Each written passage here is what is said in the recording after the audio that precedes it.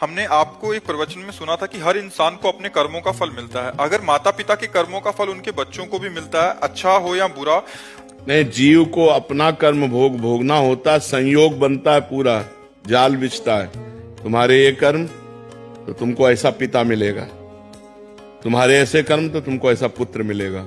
वो कर्म का पूरा विधान मिलाया जाता है और पूरा परिवार बनता है उस जाल में। ये माँ है, ये बहन है, ये भाई है, ये पिता है, ये रिश्ता है, ये नाता है। जिसको जितना भोगना है उतना उसको दुख भोगना पड़ेगा।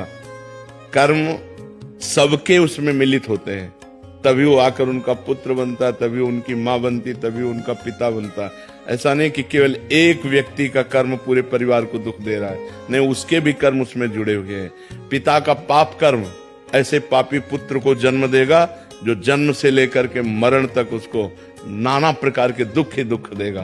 पिता का पुण्य कर्म ऐसे पुण्यात्मा पुत्र को जन्म देगा जिसको बचपन से देखते हुए जवानी तक, मरते समय तक हृदय शीतल रहेगा। सब कर्मों का जाल बिछा हुआ है उसी में। अब हम जा रहे हैं, हमारा कोई दुश्मन नहीं, लेकिन जरा सा धक्का लगा, जब झगड़ा शुरू, तो वो जो धक्का लगा कांधे को हमारे कर्म ने किया, पूर्व के कर्म ने ऐसे धक्का लगवा दिया और उसने पिटाई कर दी, क्योंकि उसके द्वारा पिटना था, इसलिए ऐसा संयोग बन गया। कर्मों का बड़ा सूक्ष्म स्वरूप है, उसका निर्णय करना बहुत कठिन है, वो तो केवल भगवान ही जानते हैं। सुनो भरत भावी प्रबल, बिलख कहो मुनिनाथ, हानि लाभ जीवन मरण जस अपजस विधि हाथ। वो विधान भगवान के हाथ में है। जब जहां जीव का जैसा कर्म होता है उसको भोगना पड़ता है। और एक कर्म के साथ बहुत से कर्म जुड़े हुए होते हैं। माता का कर्म, पिता का कर्म, भाई का कर्म, बहन का कर्म।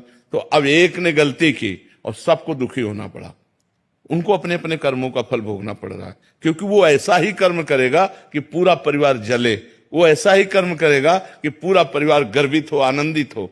ये कर्मों का